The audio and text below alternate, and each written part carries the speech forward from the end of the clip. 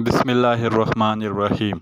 अस्सलाम वालेकुम दोस्तों आज मैं आपको एक ऐसी पार्टी के बारे में बताऊंगा जो दुनिया की सबसे महंगी तरीन पार्टी थी, और इस पार्टी को करने वाला वक्त का हुक्मरान जो अपने शो वगैरह बढ़ाने के चक्कर में था और अपनी हुकूमत को शान बनाने के चक्कर में था, उसकी हुकूमत गिराने का सबब बनी।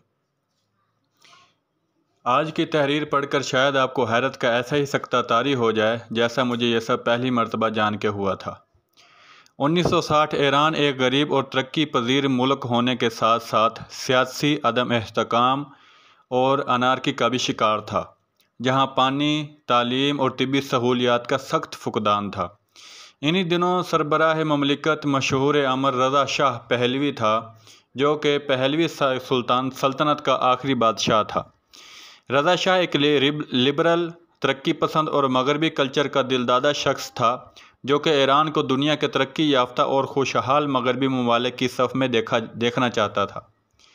अपने इस विज़न और काविश के सिलसिले में शाह पूरी दुनिया की हुकूमतों की तवज्जो और सपोर्ट का ख्वाहां था।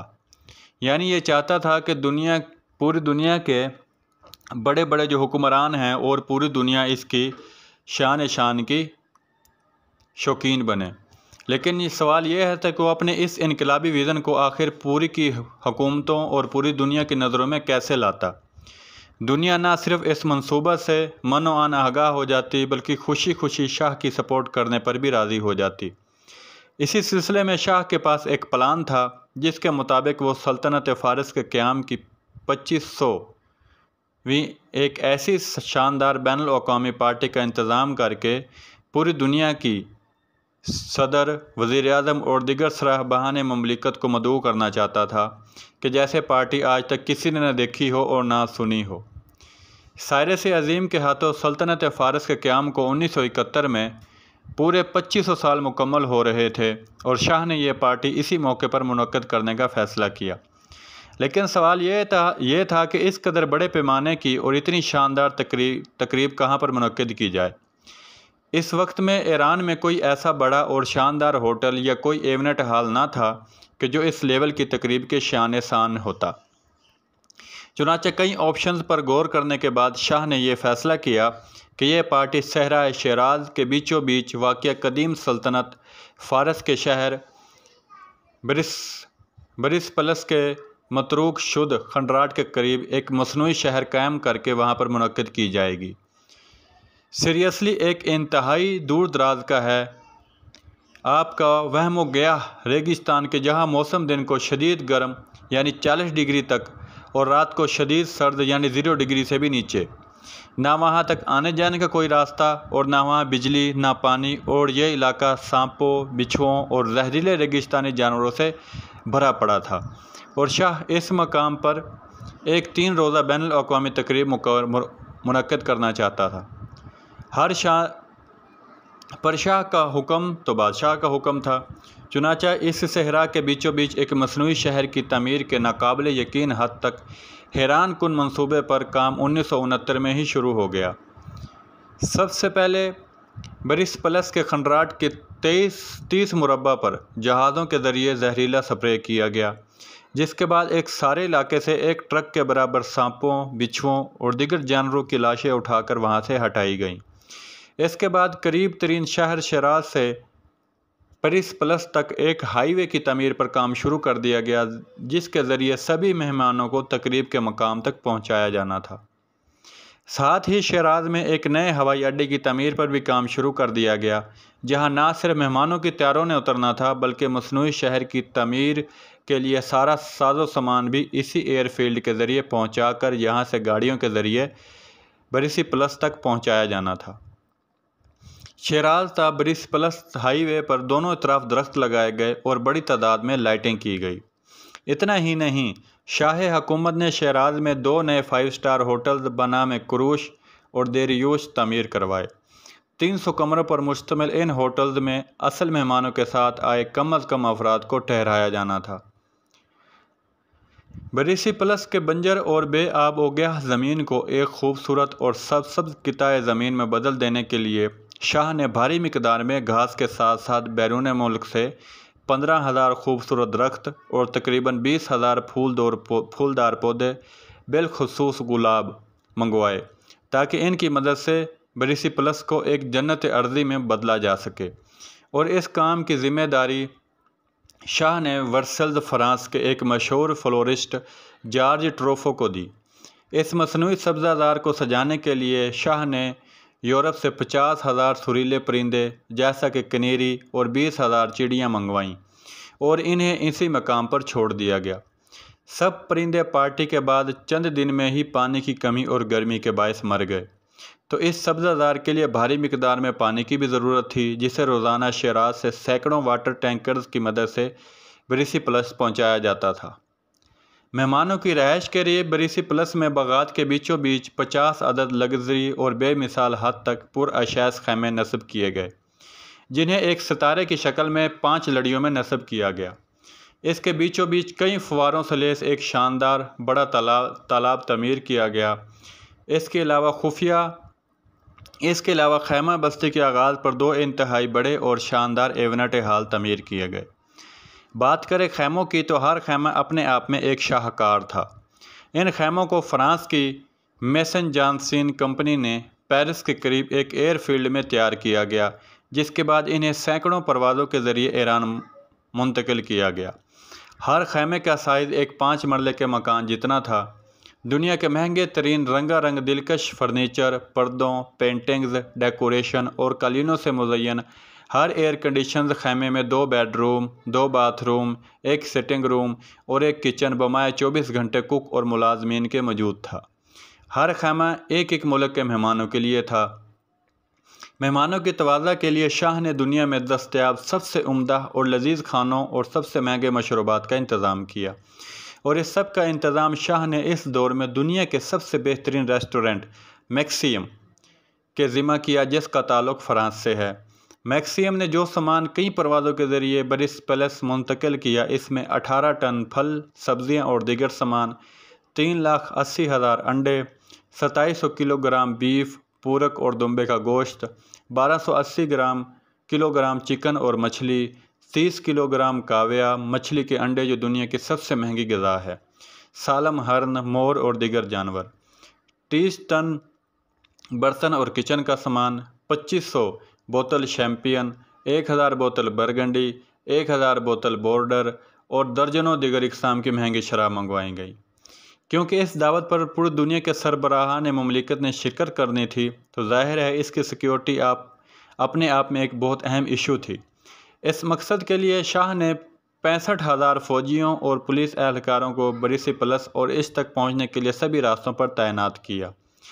پارٹی سے کئی ماہ پہلے ہی ایک ملک گیر کریک ڈاؤن میں شاہ نے ہر ایک ممکنہ شخص کو گرفتار کروا کے قید کر دیا کہ جو شاہ کا مخالف تھا یا شاہ کی حکومت سے معمولی سا بھی اختلاف رکھتا تھا۔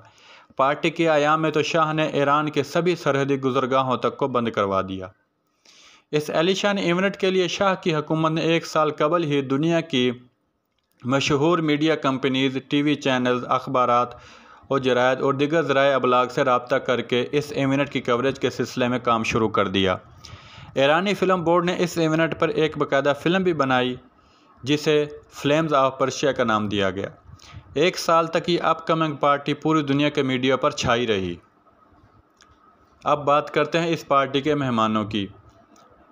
Heads of state Australia, Finland اور سوئٹزرلینڈ، وزرائے اعظم فرانس، اٹلی، جنوبی کوریا اور سوازی لینڈ، صدر مملکت بلغاریہ، برازیل، ترکی، Hungary, Czechoslovakia, Indonesia, Pakistan, لبنان، انڈیا، جنوبی Africa, Senegal, Zaire, Mauritania, Yugoslavia, Romania, governor general Canada Australia, نائب صدر امریکہ، سفیر چین، ڈپٹی چیئرمین پولینڈ، شہنشاہ ایتھوپیا، شاہی جوڑے ڈنمارک، بیلجیم، نیپال، یونان، بادشاہ اردن، ناروے، لیسوتھو، امیر بحرین، قطر، کویت، ابوظہبی، سلطان عمان، شہزادی افغانستان، شہزادے اور شہزادی بطور couple, Luxembourg, Liechtenstein, Monaco, France, Sweden, Spain, Italy, Japan, مراکش، شہزادہ تھائی لینڈ، شاہی رکن ملیشیا، نمائندہ ویٹیکن سٹی اور چیئرمین روس۔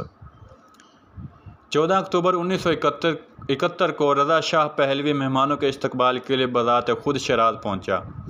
مہمانوں کو 200 بلٹ پروف لیموزین گاڑیوں کے ذریعے بریسلپلس پہنچایا گیا۔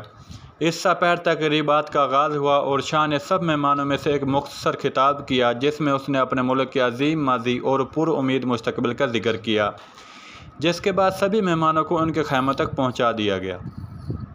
دنیا کی تاریخ میں پہلی مرتبہ پورے کرۂ ارض سے اتنی بڑی تعداد میں بااثر شخصیات ایک مقام پر اکٹھی ہوئی تھیں۔ شام کے وقت مہمانوں کو ایک بڑے ہال میں قائم سوشل کلب سے مستفید ہونے کا موقع دیا گیا۔ اس کلب میں ایک استقبالیہ، ایک شراب خانہ، ایک ریسٹورنٹ اور ایک جوا خانہ شامل تھا۔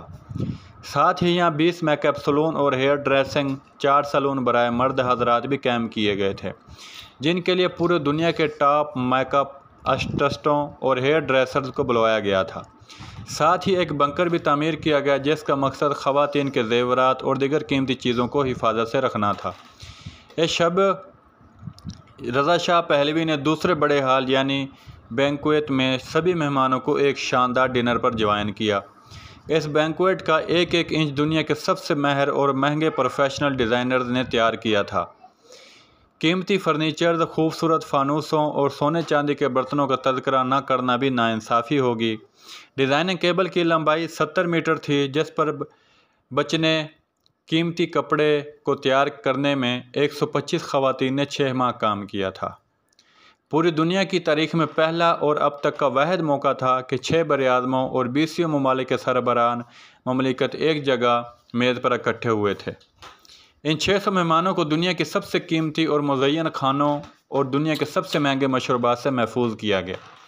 15 اکتوبر پارٹی کے دوسرے دن صبح کے وقت بریسلپلس کے قدیم کھنڈرات پر ایک شاندار شو منعقد کیا گیا جہاں سب مہمانوں کو ایران کی 2500 سالہ تاریخ کی مختلف ادوار کی افواج، لیڈرز، ہتھیاروں اور کلچر پر مبنی ایک شاندار پریڈ دکھانے کا انتظام کیا گیا۔